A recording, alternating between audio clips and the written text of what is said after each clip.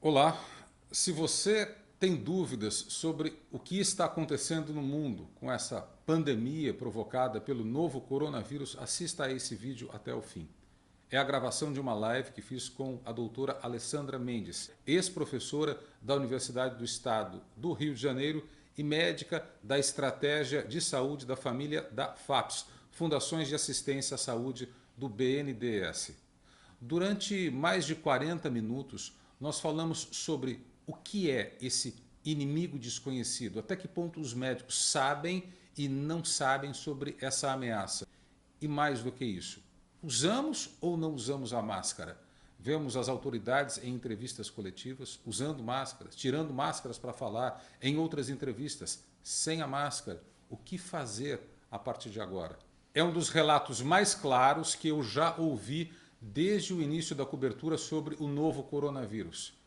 O porquê, a necessidade da manutenção do isolamento social de forma técnica, científica e com números. Afinal de contas, é uma gripinha para algumas pessoas? É uma pneumonia sem precedentes para outras pessoas? Ou é algo desconhecido para, inclusive, a comunidade médica? Novamente, boa noite. Estamos diante do quê? O que é esse novo coronavírus, doutora? Eu acho que a melhor resposta é que seja algo desconhecido, né? Porque a gente foi apresentado a ele, está me ouvindo bem? Perfeitamente. Tá? Nós fomos apresentados a ele, vamos dizer assim, pela primeira vez em 31 de dezembro, né, de 2019, quando começaram lá os primeiros casos em Wuhan, naquela província da China, e começávamos a ter relato de casos. Então, tudo que a gente tem de dado hoje foi desses últimos 3 meses. Isso não é É muito nada pouco. diante de uma doença, é muito pouco. Então, tudo que a gente inferiu até agora é em tudo que foi relatado. E nós sabemos que muitas coisas não foram relatadas, né? Muitos testes não estão sendo feitos. E nós temos uma heterogeneidade imensa no mundo. Lugares pobres, lugares ricos, medicinas diferentes, métodos de avaliação diferentes. Então, a gente sabe que com doenças extremamente conhecidas nossos, né, que estão nos livros há muito tempo, a diversidade de tratamento e diagnóstico é completamente diferente dependendo da população e dependendo do médico que está vendo aquele paciente, né? Então, o que falar de uma doença absolutamente nova? Então, a gente está diante do desconhecido. Todos os Perfeito. números que nós geramos até, todos os números que a gente gera até agora são baseados no que a gente tem visto. Perfeito. Então, veja só que situação a gente tem. A gente tem um universo desconhecido para os profissionais que conhecem da saúde.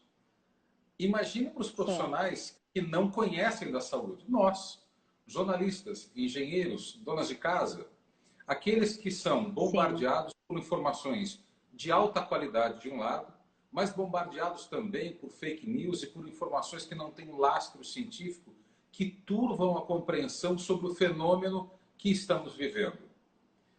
Pela Sim. sua experiência no contato com os pacientes, e desculpa voltar à pergunta, mas Uhum. a gente precisa de uma referência próxima para Uhum. entender o que está acontecendo. É algo mais próximo de uma gripe para alguns pacientes? É algo mais próximo de uma pneumonia severa para outros pacientes? Ou a gente não tem como comparar com realidades próximas a nós? Eu vou tentar, eu vou tentar trazer para números, que eu acho que a matemática sempre ajuda muito. Perfeito. Eu vou tentar ser sintética e pragmática. Se eu não estiver sendo, você me fala, tá? Por favor, na Porque hora. até no meio médico é complexo. Eu vou tentar explicar isso. Não vai ser Perfeito. rápido, tá? Para eu Por tentar juntar tudo. Então, se a gente pegar os dados que nós temos, Uhum. sabemos que 80% dos pacientes vão desenvolver as formas leves da doença ou serão assintomáticos. Lá nos Perfeito. primórdios, eu fiz inclusive um vídeo sobre isso em janeiro, falando sobre esses números que a gente tinha, baseado nos relatos da China. 20% dos pacientes vão precisar de assistência médica, tá, Vinícius? Ou Perfeito. seja, vão precisar ir ao hospital. Desses 20%, a gente sabe que 15% vão precisar de enfermaria, vão precisar de um catéter de oxigênio, vão precisar de acesso venoso, vão precisar de tratamento médico. Mas só 5% vão precisar de terapia intensiva, ou seja, CTI, UTI, respirador. Certo? Isso foi entendido? Só uma observação. 5% dos 20% ou 5% do total? Sim. 5% daqueles 20%. Vamos pegar 100%. 100% das pessoas que adoecem, teoricamente, porque a gente não conhece 100% das pessoas que adoecem, é para você entender como é que fica complexo. Hoje a gente sabe que muita gente que carrega o vírus está assintomático. Esses indivíduos não têm nem a chance de ser testados. Outros tantos estão aí doentes, mas a gente não tem teste disponível. Então, a gente nem sabe quem são os 100%. Então, baseado nos 100% que nós fizemos o diagnóstico presuntivo ou de fato, tá?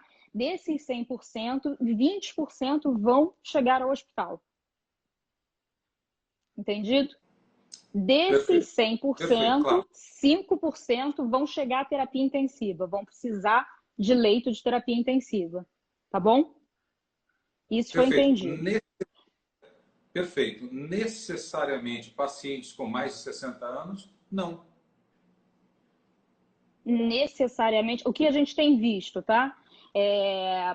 Por exemplo, a letalidade na Coreia do Sul, por exemplo, esses pacientes que precisaram de terapia intensiva não chegaram a 1%. Já na Itália, 12% dos pacientes precisaram de terapia intensiva. Então, o que a gente percebeu nisso? É que desse grupo que precisa de terapia intensiva, a imensa maioria tem mais de 65 anos ou tem alguma comorbidade. Hipertensão, diabetes, alguma pneumopatia, alguma doença do pulmão, alguma doença do coração, doença renal ou é imunossuprimido. Só que o que nós estamos vendo...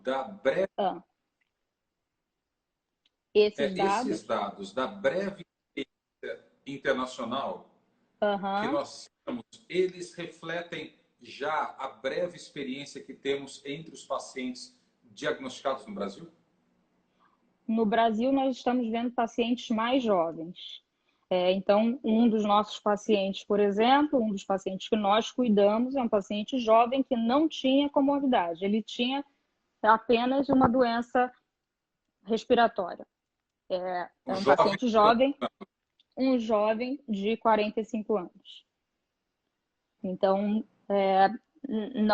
não preenche esses critérios. Mas é importante lembrar que, assim, toda vez que a gente fala de estudo, que a gente tem visto é uma média, né? Então, é aquela curva, assim, e que existem as exceções. Então, essas exceções vão existir, elas não entram na maioria. A gente sempre fala de maioria. Então, a gente tem visto, sim, alguns pacientes jovens ficarem doentes no mundo também. Mas a maioria que requer terapia intensiva ou que morre são pacientes mais idosos. Então, ainda existem os pacientes que vão à terapia intensiva, esses 5%, vamos colocar aí como média mundial, tá? Vamos botar aqui média mundial, 5% precisam de terapia intensiva. E desses, 3,4% vão falecer. Perfeito, entendo. Tá? Isso é média mundial. Média mundial. Agora, deixa eu lhe fazer um pedido aqui. Claro, nós temos médicos nessa nossa live, mas nós temos pessoas que não são da área médica. Certo. Pela sua experiência com esses pacientes que você tem lidado, com diagnóstico positivo e alguns em estado grave, esse estado grave, ele lembra, de fato, um quadro de pneumonia severa clássica ou é algo diferente do que a gente já viu? Ele é uma pneumonia, tá? Os pacientes, a complicação mais grave e temida é uma pneumonia viral, só que gera uma tempestade inflamatória no pulmão, que a gente chama de SARA, Síndrome da Angústia Respiratória do Adulto. SARA pode acontecer em outros casos, tá? Então, que o doente com a Covid-19 que fica grave por conta da parte pulmonar é aquele que desenvolve SARA. E geralmente isso acontece ali depois do 7º, 10º dia de doença. O que a gente percebe? É que esse doente, ele entra em contato com o vírus, não é o vírus que faz tanto mal ao organismo, mas ele gera uma resposta desenfreada do sistema imune. E o que é o paradoxo é o seguinte: porque a gente esperaria que o sistema imune tivesse essa resposta desenfreada em pacientes que têm o sistema imune super competente. Mas o que a gente vê na prática é o contrário. Então, os pacientes que têm o sistema imune mais competente, eles lidam bem com o vírus, atacam ele logo no início e às vezes o paciente não faz sintoma algum.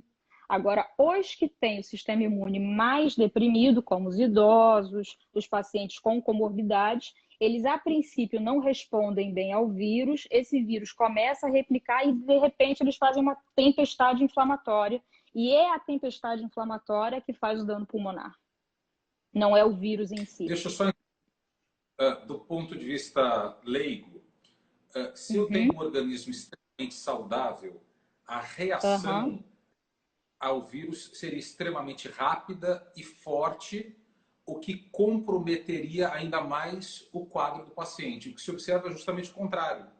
Indivíduos que têm É o contrário. um organismo medianamente ou debilitado reagem de uma forma brutal, e essa reação brutal é que leva a esse quadro infeccioso, grave. esse quadro...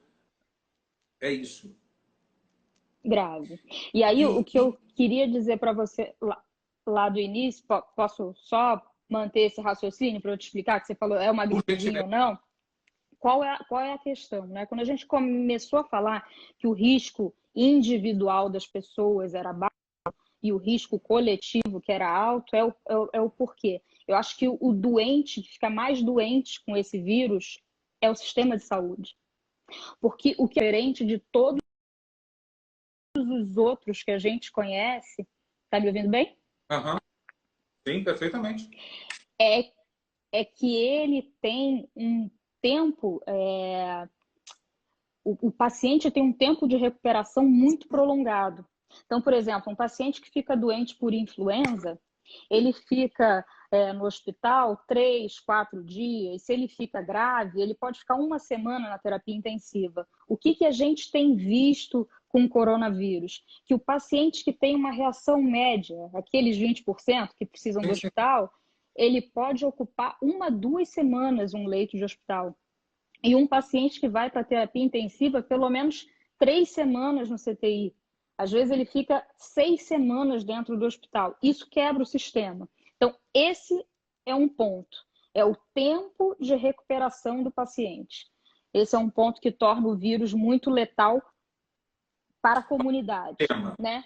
Porque o que acontece é que se eu começo a ter um monte de paciente entrando no hospital por conta de coronavírus, vai ter gente morrendo de AVC, pneumonia bacteriana, infecção do trato urinário, apendicite, porque não tem leito para eles entrarem no hospital, entende? Então você vai ter pessoas morrendo por outras doenças, cujo atendimento... E é isso que a gente está vendo seria na Itália.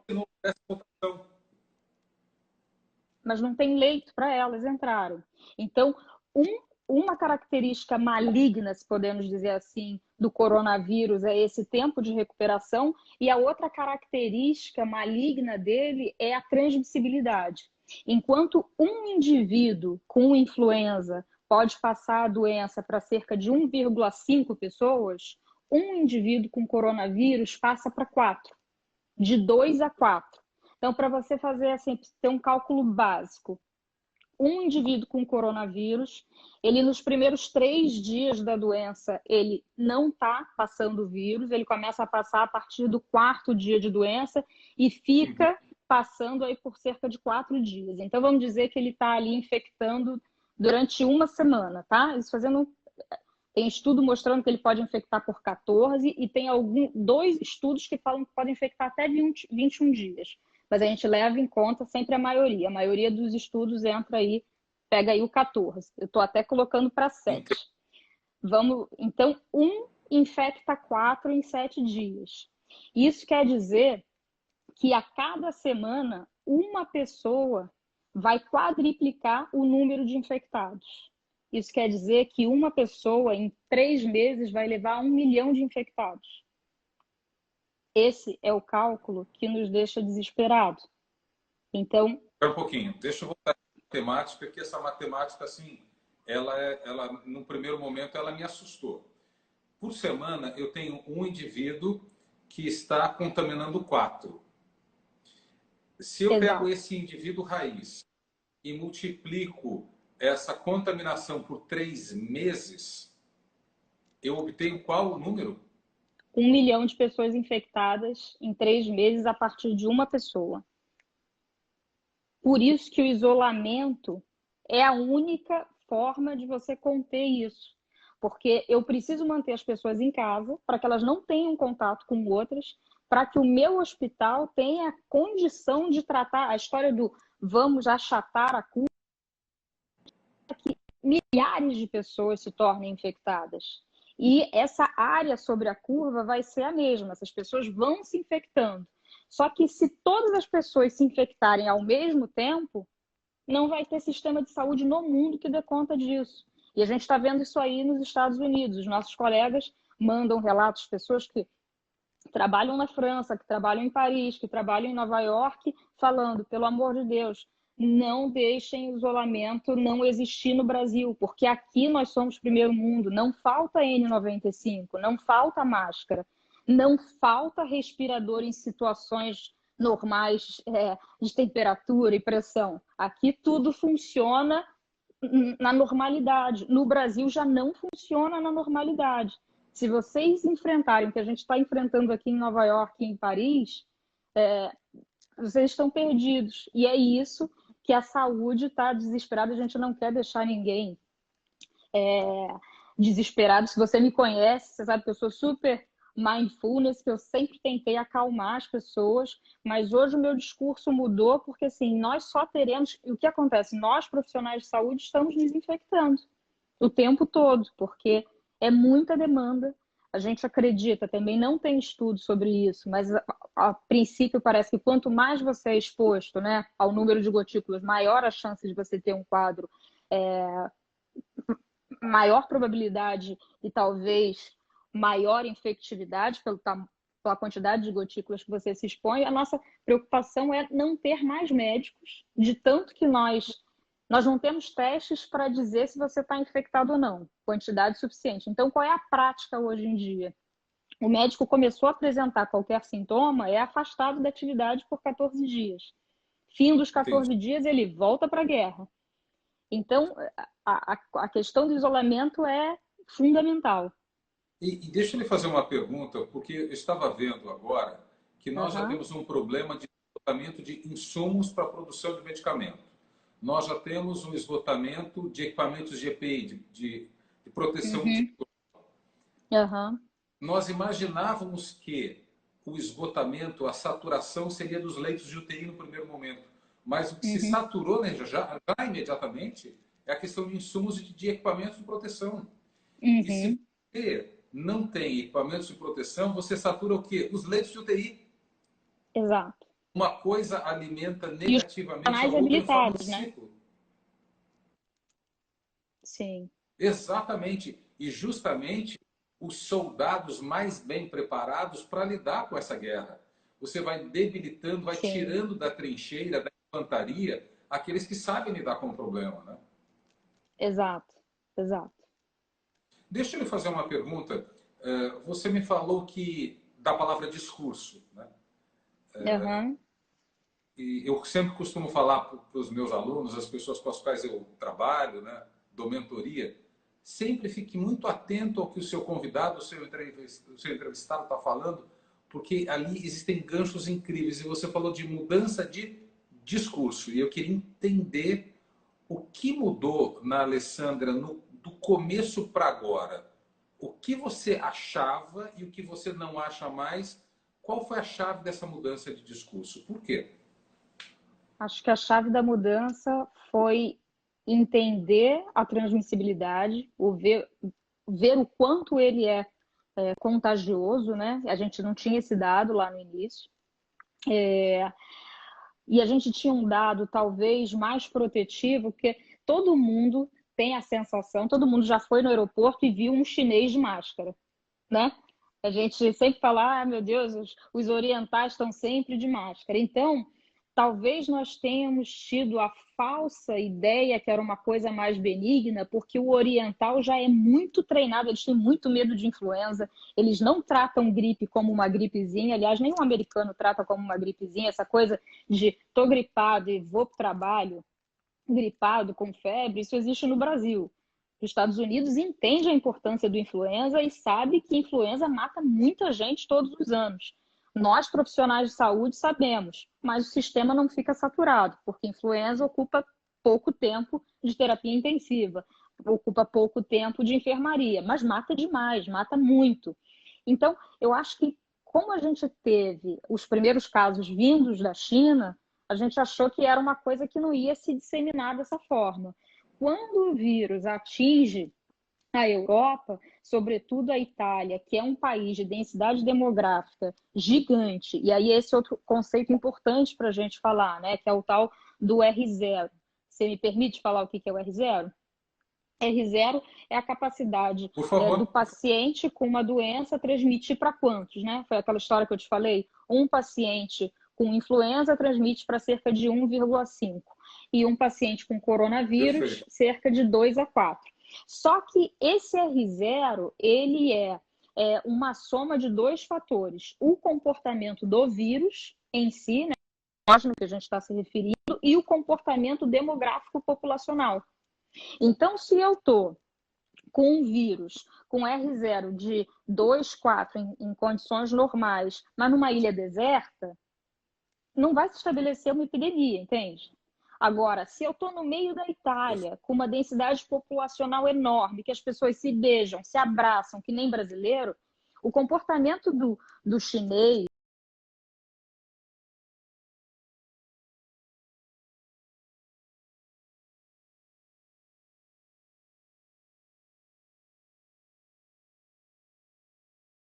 do coreano, do japonês, não é esse. As pessoas não abraçam, não se beijam perto da boca, não se tocam. É diferente. Então, o nosso país, essa coisa de ficar o tempo todo junto, isso faz com que o nosso R0 fique elevadíssimo. É o que aconteceu, por exemplo, num dos navios em que explodiu a doença. Navio é um dos lugares em que você mais transmite doença infecciosa, né? Porque é um grande número de pessoas. O R0 do vírus dentro do navio era de 1 para 17. Então, você pega isso e coloca numa favela, é o que a gente vai ver aqui. É um R0 que vai explodir. Várias pessoas numa mesma casa, sem condições de higiene, pessoas que não têm condição de se isolar, que não têm condição de usar.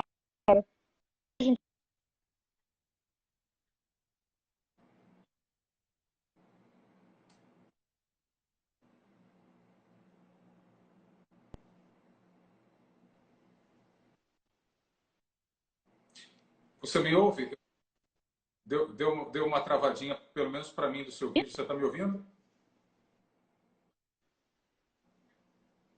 Agora voltou. Você me Agora ouve? seu vídeo está parado para mim. Tô sim. Agora, vamos lá. Volume muito grande de pessoas fazendo live, fazendo transmissões nesse momento. É normal, faz parte da transmissão ao vivo e assim. Só interromper um pouco. É a primeira vez que a doutora Alessandra faz uma live. Queria saber se você está se sentindo bem fazendo a transmissão de conteúdo por meio de uma live. Eu estou tranquila. Estou sentindo que eu estou falando com você no consultório. Só estou pensando nisso, que eu só estou falando com Muito bom. você. Deixa eu lhe fazer uma pergunta com relação à máscara, porque a gente já ouviu Tá. de tudo. A máscara protege, Uhum. a máscara infecta. Colocar a máscara pode ser até máscara feita no fundo de quintal. Tem que ser uma máscara N alguma coisa. Quando eu coloco a mão no rosto, eu me contamino. Jesus amado, o que é que eu faço com a máscara? Eu uso ou não uso? Uhum. Então, assim, sempre existe o lugar ideal, as condições ideais e as condições não ideais, tá? A gente tem que separar as coisas assim, para entender. Então, a máscara, primeiro, o conceito, para entender tudo, é como é a via de transmissão. Isso a gente também está aprendendo ainda, tá, Vinícius? Então, a princípio, a via de transmissão do coronavírus é a mesma do influenza, gotículas, são gotículas maiores, tá? Só que o que a gente tem percebido é que, provavelmente,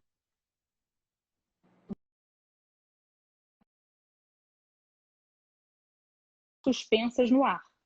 E isso muda muita coisa, tá? Você tá me ouvindo? Entendo. Estou te ouvindo bem, estou te ouvindo, pode falar. Então, assim, a máscara cirúrgica, quando o cirurgião usa máscara no campo cirúrgico, por que que ele usa aquela máscara? Para ele não contaminar. Estou falando em situação cirurgia. Esquece Claro. coronavírus, só para as pessoas entenderem. O Tá. cirurgião está operando o indivíduo. Por que que ele está de máscara? Para ele não contaminar o campo cirúrgico com as gotículas dele, certo? Entendi. Então, ele vai ali, liberando secreções dele para não contaminar o campo cirúrgico, ele usa máscara. Ele não está se protegendo do paciente, ele está protegendo o paciente dele, certo? Quando eu uso uma máscara N95, o que é N95? É que ela filtra pelo menos 95% das partículas do ambiente, dos agentes biológicos. Na verdade, esse filtro a gente sabe que é Ela filtra de fora para dentro ou de dentro para fora? ambos, de fora para dentro e de dentro para fora, tá? Tá. Depende, na verdade. A máscara sem válvula, ela filtra de fora para dentro e de dentro para fora. A máscara valvulada, ela filtra de fora para dentro, mas não de dentro para fora. Certo? Entendi. Então, no centro cirúrgico, eu não posso usar uma máscara N95 valvulada, porque eu vou contaminar o campo, vou contaminar o paciente, tá?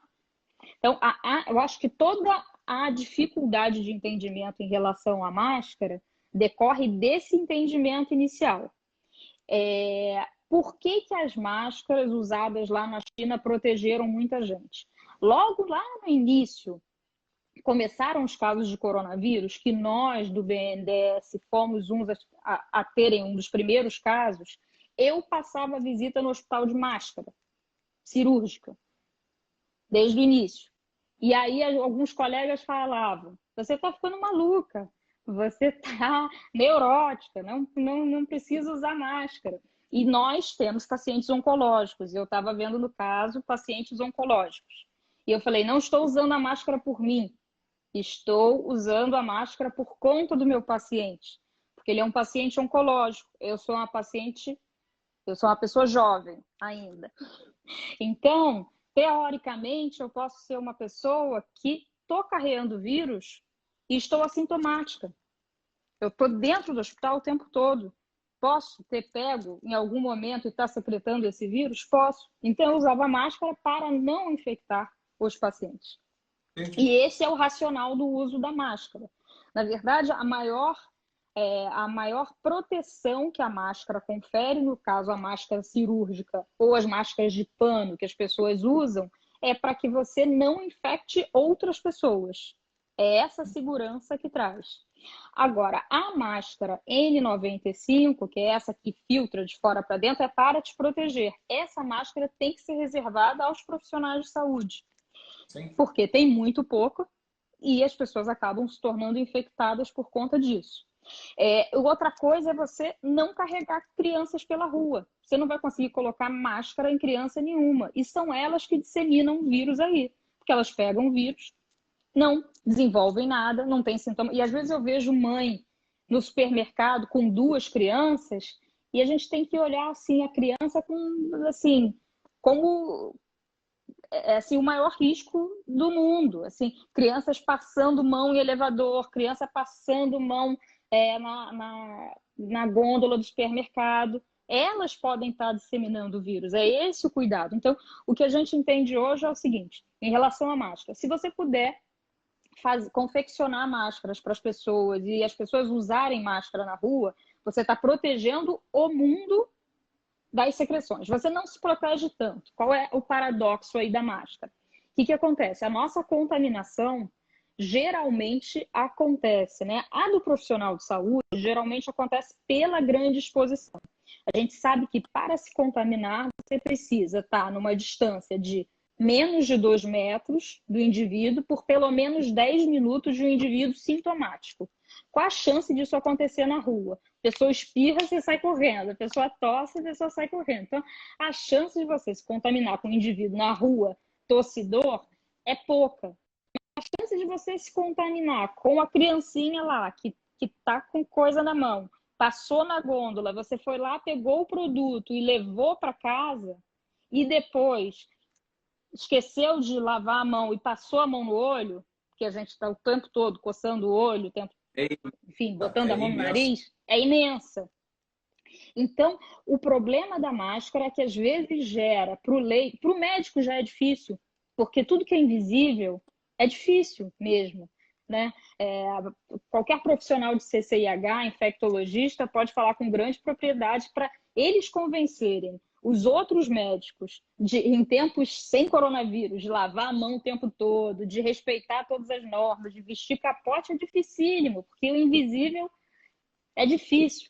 Aí você pega, bota uma máscara no indivíduo, ele se sente protegido, o que a gente vê é que as pessoas lavam muito menos a mão. Porque acham que estão protegidas pela máscara. Entende? Você conseguiu pegar a coisa? Então, se Então, assim, a gente... resumindo e concluindo, eu entendi, é super complicado, até porque a gente viu autoridades dando entrevistas coletivas com máscara, sem máscara, tirando a máscara para falar, mantendo a máscara para falar, no dia seguinte estava sem a máscara, aí você não faz a... Afinal de contas, o que a gente fala para o internauta, para a pessoa que está nos ouvindo? Usa ou não? Se eu pudesse... Não temos um consenso. Aí você vai pedir opinião do especialista ou opinião pessoal, certo?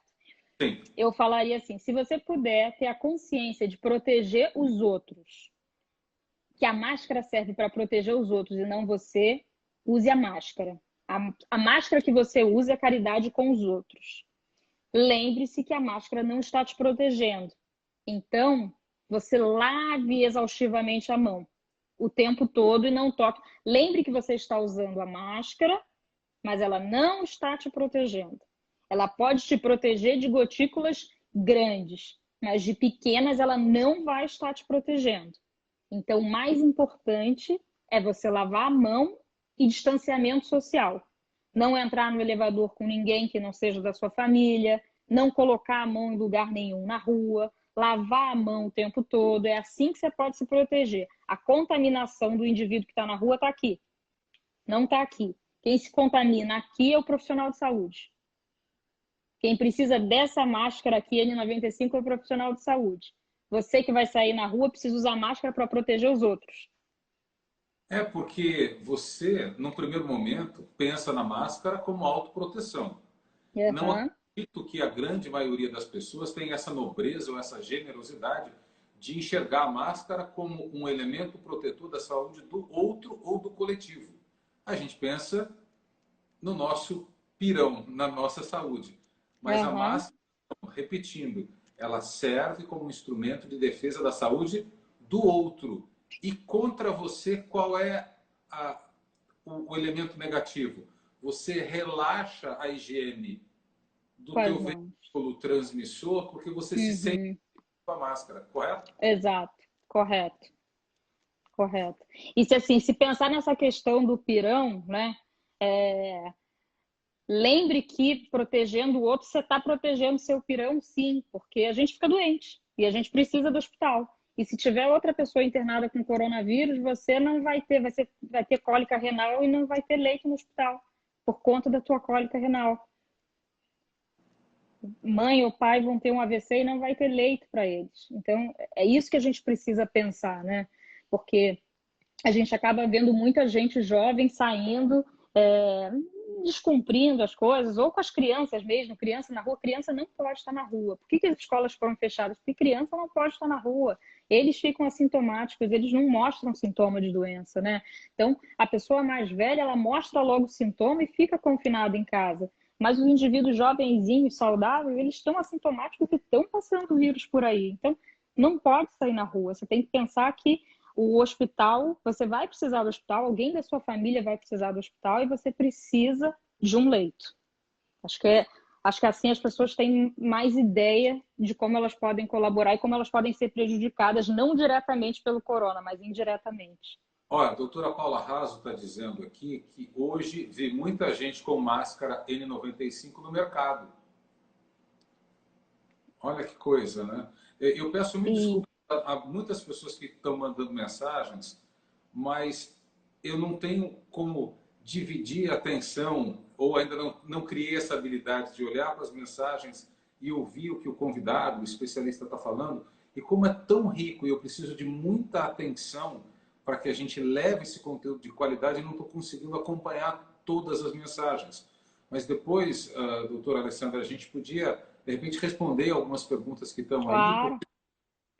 faz parte da nossa atividade, do nosso dever agora. Deixa eu lhe fazer Uhum. uma pergunta.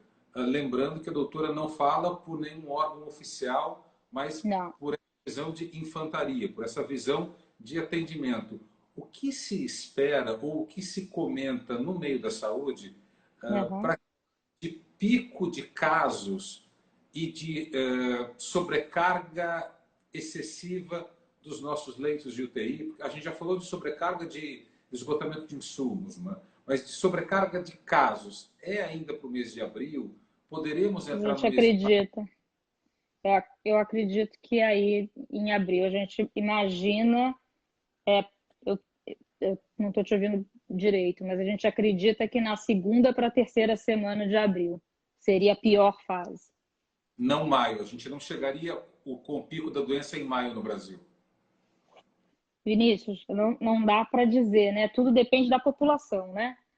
É aquela história, né? O comportamento do vírus é um, e o comportamento da população, né?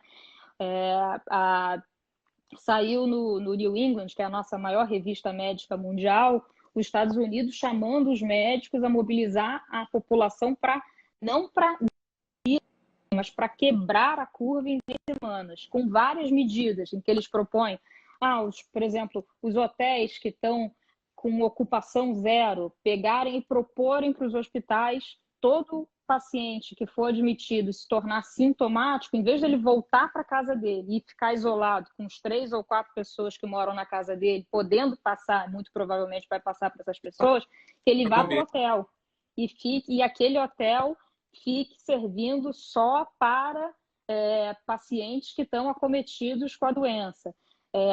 Assim como a gente tem visto alguns pequenos hotéis aqui no Brasil oferecendo esse serviço para médicos que estão direto ali na terapia intensiva e saem do convívio com suas famílias e ficam só no hotel.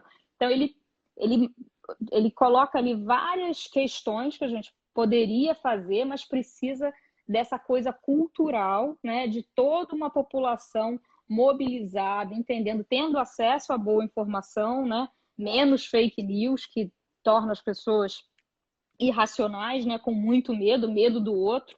Eu acho que esse momento sobretudo, um momento de mudança de mindset da humanidade, sabe? Eu acho que essa doença, você sabe que eu sou espiritualista,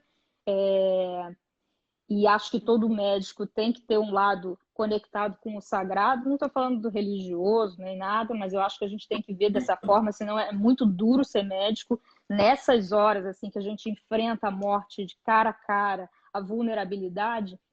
A gente vê que a gente não é nada e eu acho que essa doença tem trazido isso.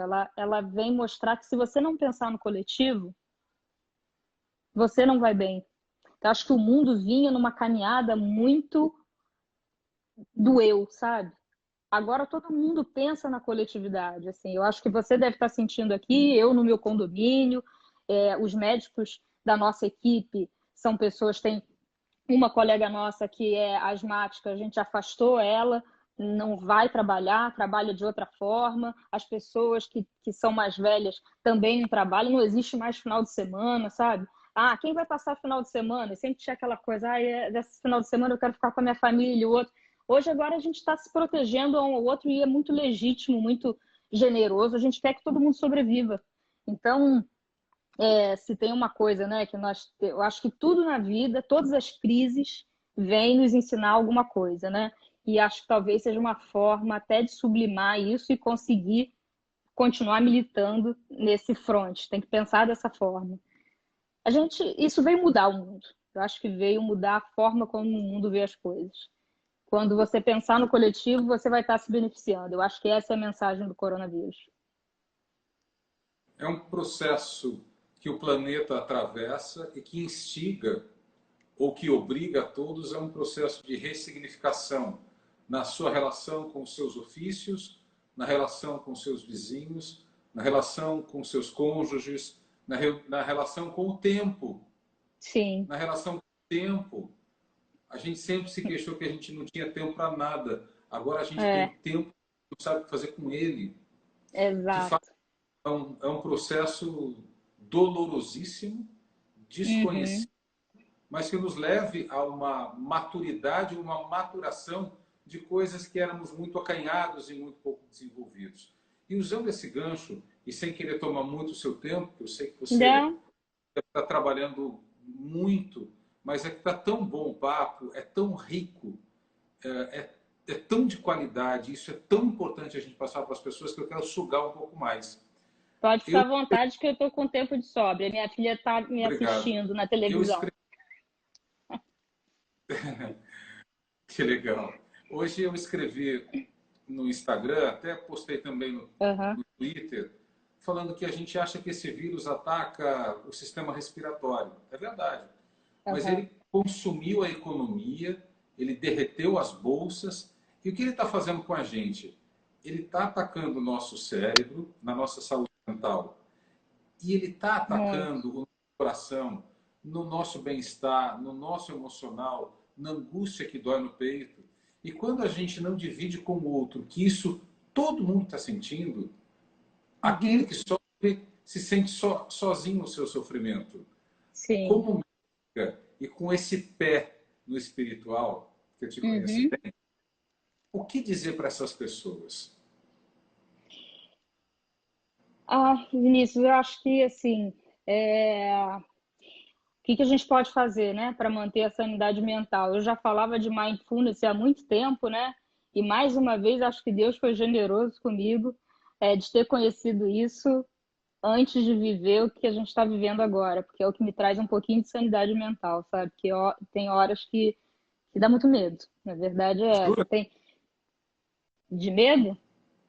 Ah, nós temos muito medo, né? Porque principalmente nos grupos médicos a gente fica sabendo de tudo que está acontecendo. Tem fake news, como tem em qualquer lugar, e tem, enfim, tem fake news terríveis, né? É, e a gente recebe notícia, cada um quer saber como é que está o paciente do outro, e você vai se intoxicando, né? De uma forma ou de outra, é um tipo de intoxicação. E Claro. sempre dá o medo de você morrer, claro, de você ficar doente também, e medo de você levar isso para as pessoas que você ama. Então, nessa hora, eu acho que a única coisa que nós temos é nos agarrar ao nosso propósito, sabe? Eu acho que é o que permite que a gente viva a vida plenamente, né? Todas as pessoas que tiveram grandes sofrimentos na história da humanidade, né, só sobreviveram a esses grandes sofrimentos se tinham um propósito. Então, eu acho que assim os idosos devem manter o contato, né, virtual com seus entes queridos. Eu acho que talvez agora alguns estejam sendo muito mais visitados do que antes, quando você tinha a possibilidade de ir lá. É engraçado isso, né? Mudou a perspectiva. Sim, sim. É, criar atividade, né, dentro da sua casa, arrumar uma gaveta, colocar coisas para fora, ler um livro, fazer exercício físico, né, mesmo que seja sob condições adversas. Eu, por exemplo, tenho uma criança de 3 anos em casa, confinada aí há mais de 19 dias, 21 dias já, uma energia bárbara, que eu tenho que ficar inventando 300 mil coisas e ainda estudar. e respirar e tentar meditar, e está todo mundo na mesma situação, né? Então, hoje é, eu fazia personal, amava aquele meu momento, agora eu subo no banco, eu comprei uma caneleira que demorou a chegar. Você faz o que é possível, né? Eu acho que é fazer o que é possível. Eu vejo, eu participo de grupo de mães, então a gente tem um viés, né? Você vê as mães se cobrando de quererem ser professoras de arte, professor. Não, deixa até a criança viver o tédio, sabe? Eu acho que essa geração, com certeza, ela vai ter um impacto emocional grande, mas eles vão saber lidar com o tédio de uma forma que os adolescentes de hoje não sabem absolutamente. Do início do confinamento até agora, a forma da minha filha lidar em casa, um apartamento pequeno, é totalmente diferente. Agora, ela sempre brincava só comigo, né? Só com o adulto que está com ela. Agora ela está brincando sozinha. E é isso. Todos nós estamos nos acostumando com o tédio, né? Em criar atividade lúdica para nós mesmos. Eu acho que é isso que vai trazer nossa sanidade mental. É propósito e criar o lúdico. É se reinventar.